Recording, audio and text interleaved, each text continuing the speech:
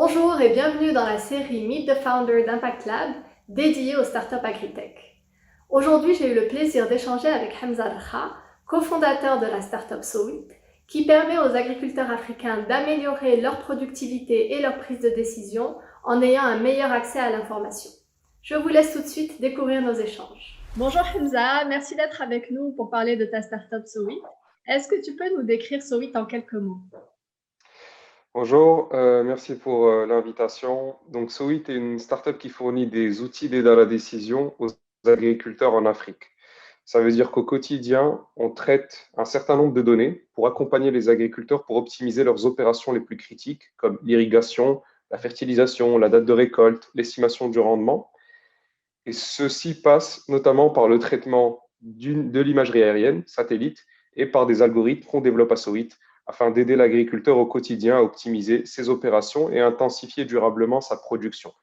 Créé il y a un peu plus de, on va dire, 2 ans et demi aujourd'hui, Sowit regroupe plus d'une vingtaine de collaborateurs qui œuvrent à développer donc les logiciels, software, qui permettent à l'agriculteur, via son téléphone ou son ordinateur, d'avoir l'information qui lui permet donc de se positionner sur les décisions les plus critiques. Positionné entre Casablanca, Dakar, Tunis et Paris, Sowit donc contribue non seulement à accompagner les agriculteurs africains, notamment sur les cultures céréalières, agrumicoles ou les oliviers, mais aussi à fournir à un certain nombre d'institutionnels des indicateurs qui leur permettent de mieux piloter le développement de leurs agricultures. Super. Et du coup, en fait, si je comprends bien, les agriculteurs souscrivent à votre service pour obtenir cette donnée. C'est exactement ça. Donc, ce qu'on vend en réalité, c'est un abonnement à l'année, en réalité à l'échelle de la saison agricole, qui est un abonnement qui permet à l'agriculteur, en renseignant simplement sa parcelle, où est-ce qu'elle se trouve, d'avoir un certain nombre d'informations qui peuvent être par même message texte, note vocale, un certain nombre d'informations tout au long de la saison, et donc d'optimiser quand il doit se décider est-ce que c'est le bon moment de récolter, par exemple, ou pas, pour avoir la bonne qualité de production. Sowit est là pour l'accompagner sur cette décision à partir du traitement de l'image, donc qui peut être drone, satellite ou smartphone qu'on fait, et qui nous permet de mieux comprendre les cultures, leur état de santé, et donc d'orienter l'agriculteur sur cela. En plus de ça, c'est-à-dire en plus de l'activité purement, on va dire, software SaaS avec un business model d'abonnement, on accompagne aussi les agriculteurs sur des sujets un peu plus spécifiques qui correspondent notamment à des enjeux, on va dire, qui nécessitent un peu plus de terrain, un peu moins automatisable.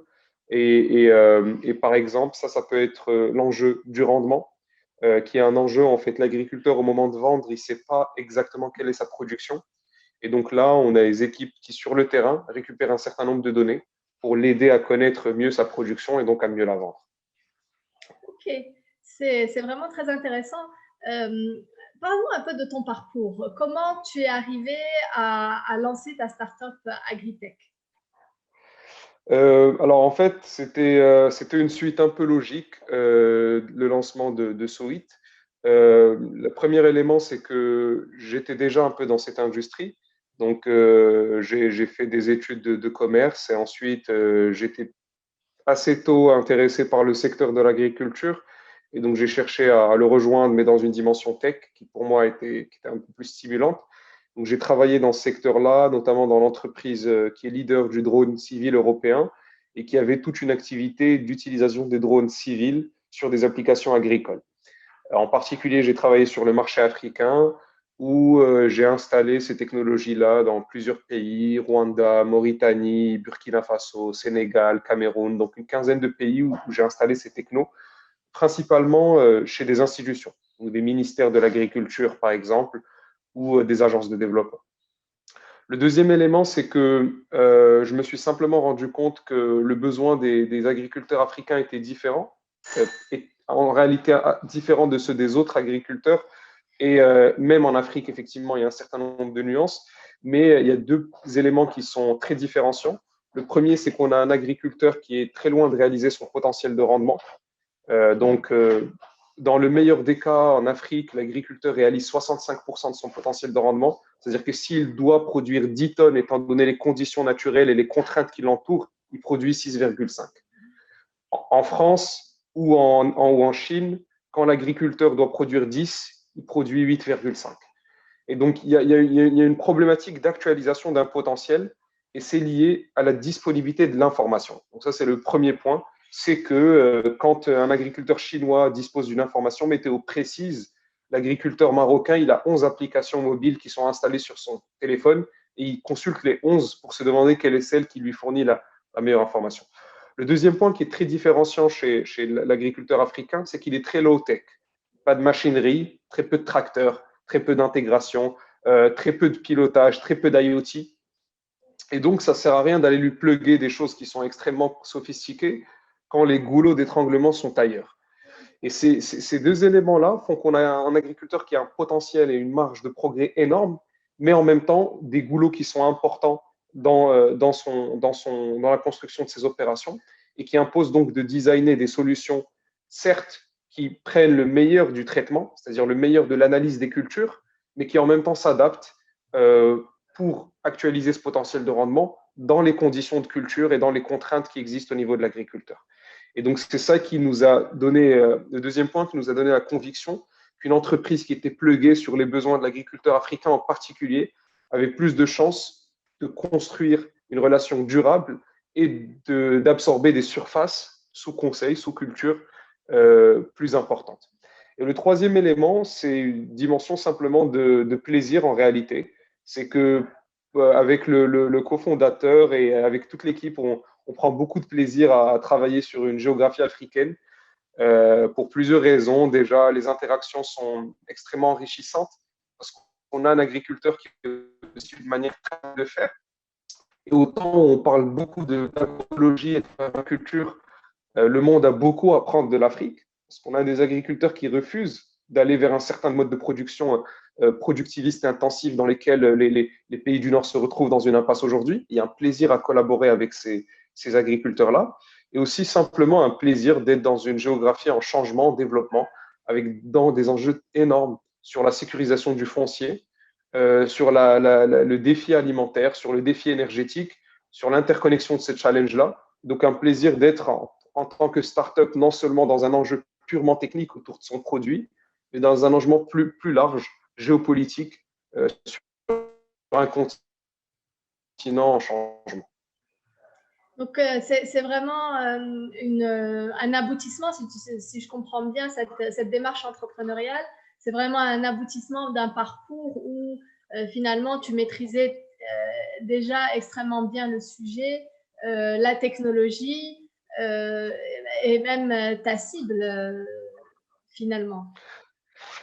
Exactement. Je pense qu'il y a plusieurs, il y a autant de parcours que d'entrepreneurs, mais ce qui est évident, c'est qu'on fait de l'entrepreneuriat par passion.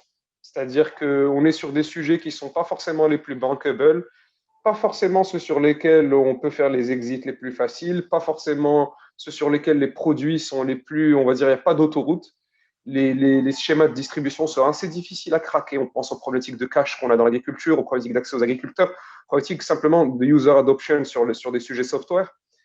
Mais on le fait parce que quand on a déjà eu une première expérience et qu'on a compris un peu les enjeux, et quand derrière on a un plaisir à être sur le terrain, on le fait parce qu'on trouve un certain confort à être dans ce travail et dans cet aller-retour avec le terrain. Et c'est vrai que le So-It a été créé dans un esprit qui est différent de plusieurs autres types de parcours. On pense à des parcours où on a plus des entrepreneurs qui cherchent à simplement résoudre un problème de la manière la plus efficace possible et avec la meilleure capacité d'exécution possible, ou bien des entrepreneurs qui plus regardent des idées qui fonctionnent très bien ailleurs et cherchent à les adapter. C'est pas du tout ça n'a pas été notre point de départ. Notre point de départ, c'est une connaissance de ce secteur et une connaissance des gens qui l'animent. Et donc, quand on est dans un pays, on connaît les acteurs de l'agriculture et depuis d'un moment déjà. Et donc, on est là sur des relations de confiance préexistantes qui permettent de faire circuler des produits qui sont innovants. C'est vraiment génial et je pense que ça facilite énormément votre job en tant qu'entrepreneur finalement. Mais est-ce que tu peux nous parler un peu des challenges auxquels vous avez dû faire face? en tant qu'entrepreneur agritech, en tant qu'entrepreneur marocain. Est-ce qu'il y a des choses particulières qui ont été vraiment compliquées à gérer? Bien sûr. Je pense que globalement, c'est un peu classique, mais globalement, il y avait trois challenges qui finalement sont des opportunités quand on a le bon niveau de persévérance et le bon focus. Le premier, c'est un challenge réglementaire quand on fait de la tech. On a besoin de matériel, on a besoin de capteurs. Et c'est assez compliqué dans les pays dans lesquels on travaille parce que c'est des éléments qui sont très régulés. Donc, quand vous avez un concurrent qui est en Afrique du Sud ou en Israël et qui, lui, a pas ces problématiques-là, ben, tout simplement, il accélère son développement de produit. Et sur des industries qui, en réalité, sont extrêmement concurrentielles parce qu'on attaque à l'échelle globale. Aujourd'hui, on a des clients, par exemple, en Russie. Donc, alors qui simplement, parce que c'est du soft, se connectent et ça les arrange et ils travaillent. Vous avez simplement un risque de simplement ne pas construire des barrières à l'entrée, une défensibilité suffisante sur votre marché du fait de votre perte de vitesse sur votre tech. L'aspect réglementaire est un peu conforté par, on va dire, un environnement de R&D qui est sur certains sujets très bon. On peut penser par exemple au sujet agronomique sur lequel le Maroc est carrément leader sur certains sujets génétiques ou sur certains sujets de gestion de l'irrigation par exemple, mais globalement en retard sur ses concurrents internationaux sur les sujets, on va dire, tech un peu front-runner, c'est-à-dire tout ce qui est traitement, deep tech, computer vision, donc des sujets qui font la différence aujourd'hui en réalité. Et qui, donc la capacité à les absorber très vite et à en faire des produits pose un peu problème. Il y a des écosystèmes qui émergent et qui rattrapent assez rapidement aujourd'hui. Par exemple, si on parle du Maroc, comme ça peut être le cas de l'écosystème UM6P ou des ENSAO, des écoles nationales d'application, ou même des FST, des facultés de sciences techniques. Mais on reste un peu en deçà. Et une startup n'a de sens que parce qu'elle est pluguée à une recherche qu'elle opérationnalise sur le marché. Donc, quand sa recherche est entre parenthèses brinque-ballante sur ces sujets, c'est un peu compliqué de se vouloir international et donc d'envisager des scénarios de développement qui peuvent être intéressants. À côté de la régulation et de la R&D, il y a probablement un enjeu, mais qui pour nous a été au début un peu compliqué. Ça a été et qui est relié aux deux premiers, ça a été en tant que start-up très jeune de gérer différentes géographies. Parce qu'il faut être connecté à un écosystème, on va dire, de recherche européen ou international, parce qu'il faut être connecté au terrain dans différentes géographies africaines, parce qu'il faut avoir des collaborateurs locaux. Il y a une difficulté au début qui est celle d'une boîte pas processée du tout, mais qui doit quand même gérer beaucoup de différences, beaucoup de différentes trajectoires et réuniformiser tout ça pour tenir un même cap. Et ça, on va dire que ça a été un enjeu plus d'organisation. On a dû processer finalement assez tôt les choses, tout en s'efforçant de garder un degré de liberté qui permettait aux gens d'être le plus créatifs possible et qui nous permettait d'attirer des talents dans des conditions qui étaient en deçà de la concurrence aussi. C'est-à-dire que quand on voit les mastodontes en face qui peuvent recruter les ingénieurs agronomes ou les ingénieurs géomatiques ou les développeurs, on est en deçà du marché sur les rémunérations, clairement. Mais tous les matins, quand j'ouvre ma boîte mail, j'ai une dizaine de candidatures nouvelles. Donc, c'est cette organisation-là, ce mix entre du process pour tenir un cap de manière disciplinée et réaliste, mais en même temps un niveau de liberté pour les gens et pour qu'ils puissent toucher tous à des choses intéressantes et se projeter dans une histoire qui a été au début un vrai défi aussi parce qu'il y a des Tunisiens, des Marocains, des Sénégalais, des Français. Il faut réussir à faire tenir un cap et alhamdoulilah, aujourd'hui, c'est possible parce que ce cap, il est issu d'une réflexion collégiale et il ne descend pas seulement dans. Et l'accès au marché, finalement, ça n'a pas été un élément compliqué parce que c'est souvent la difficulté principale des startups, en tout cas au Euh, Maroc et dans beaucoup de marchés africains. Ouais, c'est une très bonne question. Je pense que, alors, avant de créer Sowit réglementairement, on avait du business. C'est-à-dire qu'on avait des agriculteurs qui nous disaient, tu me sors cette info comme ça, je la paye. D'accord. J'en ai besoin. Donc, l'accès au marché n'a pas été un problème pour deux raisons. La première, c'est que on a un parcours d'entrepreneur qui capitalise sur une expérience passée. Donc, moi, je ne m'amuserais pas à arriver dans un secteur avec lequel j'ai fait très peu de recherches ou avec lequel j'ai fait très peu d'exposition au terrain aux clients et à commencer à construire. Personnellement, j'ai besoin de vivre mon client très, très intensément pour pouvoir lui proposer quelque chose. J'ai passé 2 mois dans une ferme en Bretagne, j'ai passé énormément de temps dans une ferme à côté de Fès à Sédéchiar, j'ai passé énormément de temps. Donc, du coup, il y avait quelque chose qui répondait à un besoin où les gens étaient prêts à payer avant même de voir le produit. Donc ça c'est un premier élément qui est lié au fait qu'on est très, très, très orienté marché. On s'amuse, mais si on ne sait pas qu'on tape là où la personne est prête à prépayer, on ne le fait pas. Et c'est aussi une culture un peu de coller un peu à son client au terme des besoins et au terme de la construction de produits. On est très, très, très centré sur le client. Le deuxième élément, c'est Ardla Wasa, c'est que on était un peu en Éthiopie, un peu au Sénégal, un peu au Burkina, un peu au Maroc.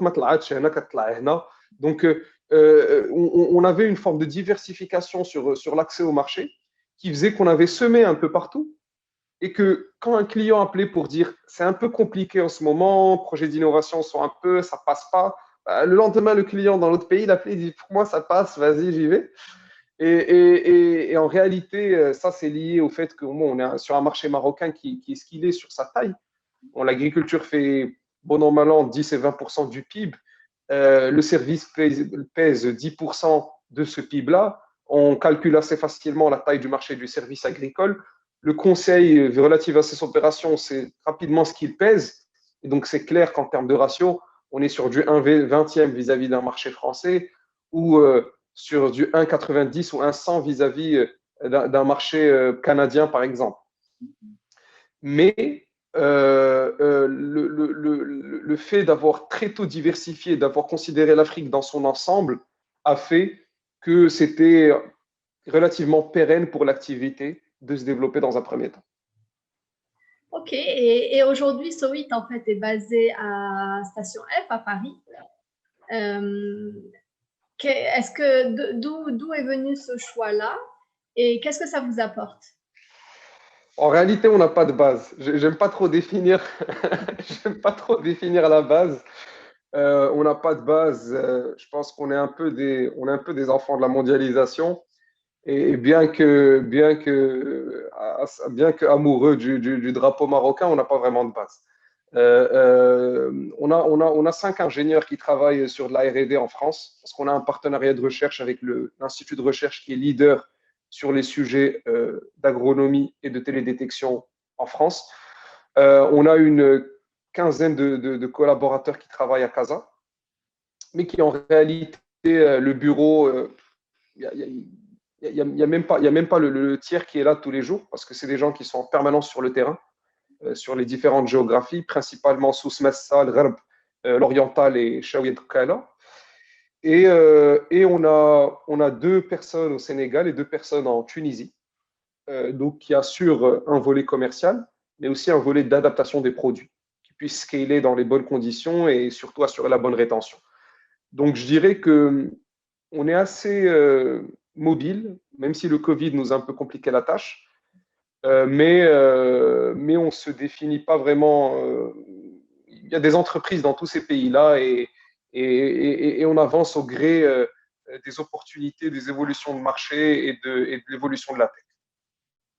Donc en fait, vous avez un pied opérationnel proche de votre cible dans les différents pays et vous avez le pied français qui vous connecte à cet écosystème plus deep tech dont vous Exactement, avez besoin exactement, pour alimenter exactement.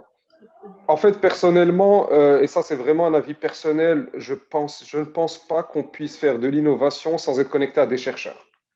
Et des chercheurs, il y en a au Maroc, il y en a en Tunisie, il y en a au Sénégal, il y en a en France. Au Maroc, on est beaucoup connecté à la recherche agronomique. Donc les INRA qui font un énorme travail sur plusieurs sujets, mais sur les sujets purement traitement de l'image et sur les sujets purement, on va dire, deep tech et réseau de neurones, c'est très compliqué. C'est très compliqué.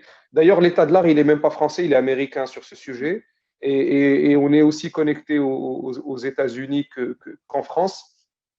Mais c'est la seule manière qu'on a de tenir un peu le rang vis-à-vis de la compétition. Ok.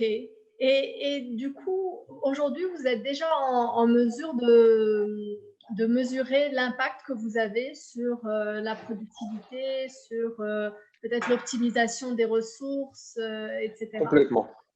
Complètement. Alors, bien sûr, comme toute boîte qui développe un nouveau produit, on a des témoins qui sont installés chez les clients. Donc, on mesure un peu l'impact de ce qu'on fait.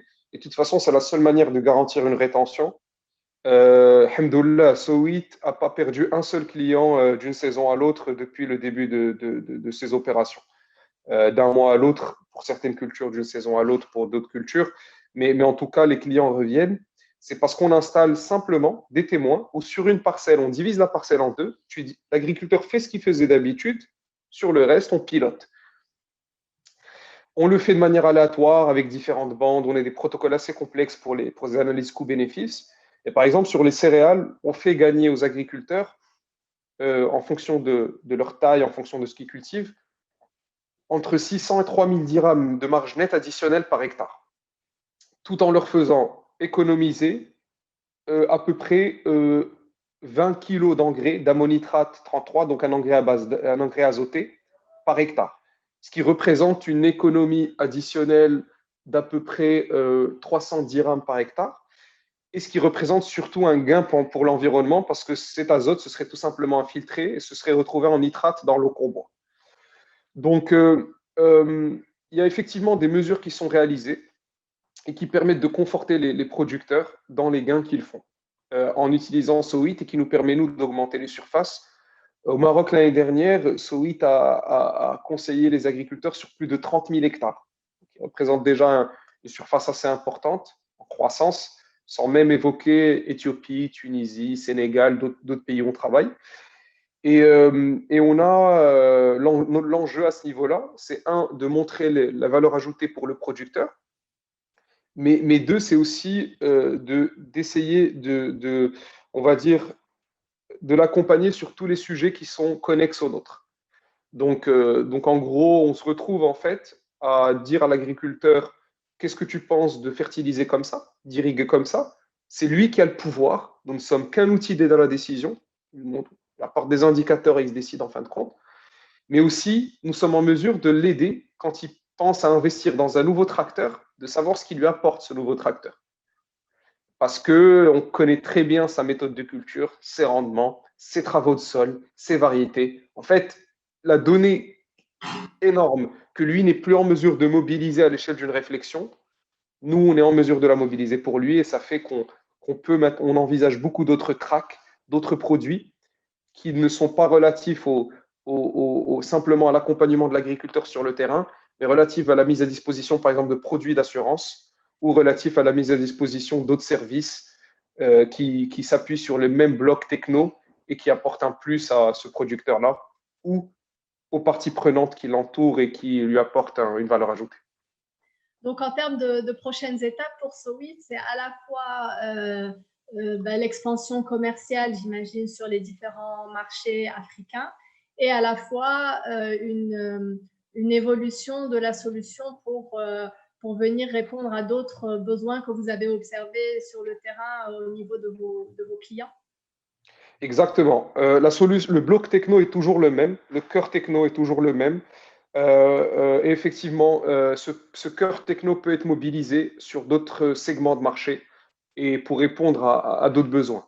Ça, c'est une direction qui est claire et qui va en parallèle de la consolidation de nos produits actuels, mais qui permet simplement, dans une logique un peu d'asset maximization, de s'assurer que les investissements qu'on fait sur la tech sont amortis sur différents segments de marché, modulo un travail de plateforme ou un travail d'interfaçage avec des gens qui ont construit les bonnes plateformes.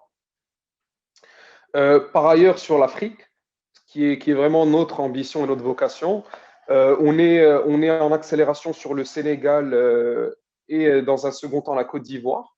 La Tunisie sur laquelle on travaille, on a déjà des clients. L'Éthiopie qui est un de nos pays cœur, parce que on a un partenariat très fort avec le ministère de l'Agriculture, l'Agence de transformation agricole et les réseaux de producteurs, et aussi d'autres pays africains sur lesquels on travaille plus en suivant des clients. En réalité, on suit des personas qui sont des clients avec une volonté d'optimisation et qui ont un certain niveau de production et un certain niveau de mécanisation, ce qui fait qu'on peut se retrouver à travailler en Ouganda, par exemple, simplement parce que c'est du soft, on suit un client, il y a un petit process de calibration au début et ça fonctionne. Et donc ça, c'est pour pousser le soft au maximum de sa scalability sur le continent, en lien avec les réseaux de confiance qu'on a déjà construits sur le continent dans plusieurs pays. Et à côté de ces deux axes-là, de consolidation et de développement autour du même bloc techno, il y a un axe, on va dire, de développement purement en R&D que poursuit la boîte, partenariale, et qui vise à aller attaquer des sujets qui sont différenciants à l'échelle internationale.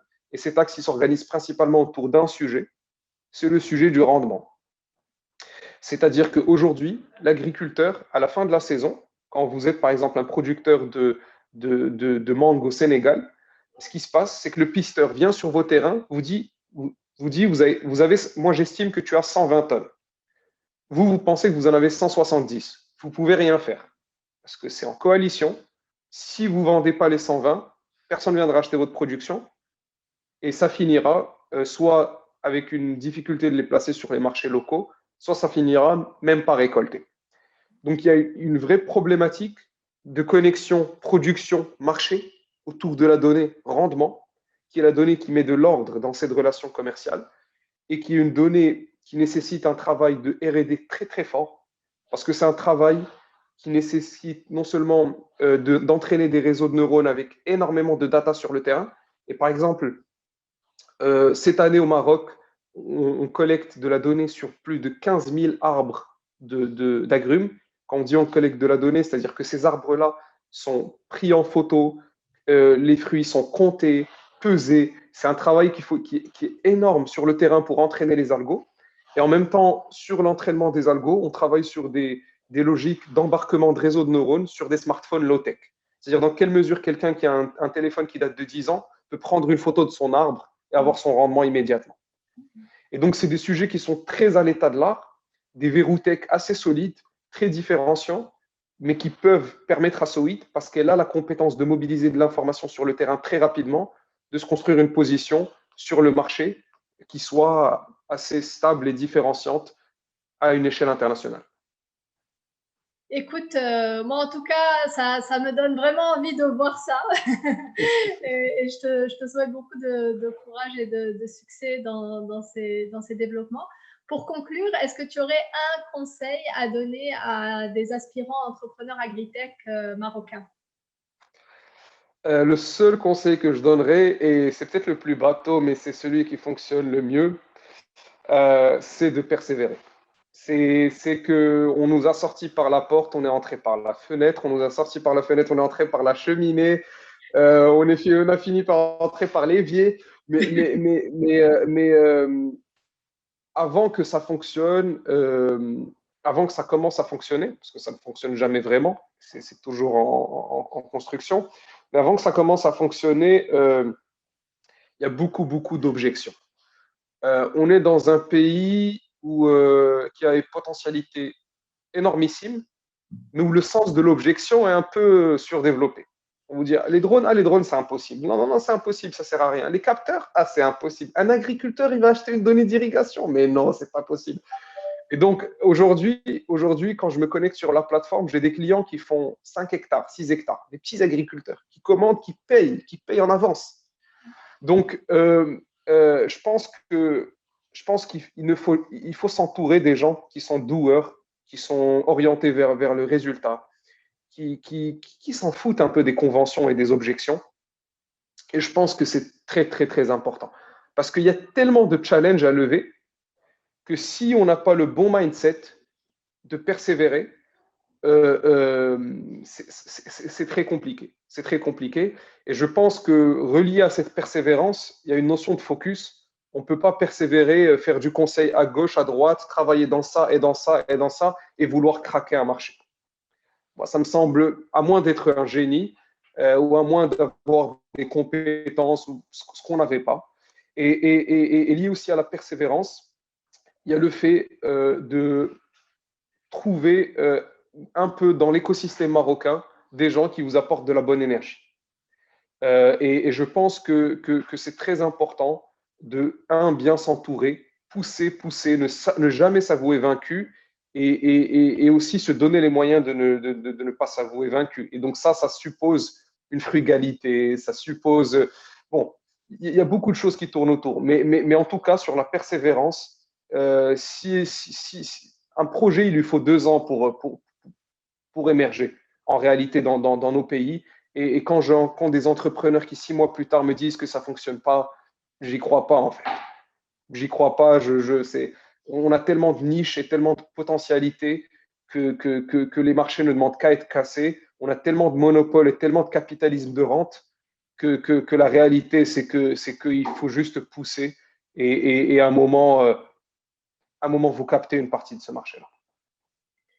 Écoute, moi je retiens la persévérance, mais aussi mettre en place les conditions nécessaires pour pouvoir résister et pouvoir déployer cette persévérance, avoir les bonnes personnes, avoir le bon mindset, les bonnes énergies autour, prendre les bonnes décisions de frugalité, de gestion finalement et de structuration de sa démarche.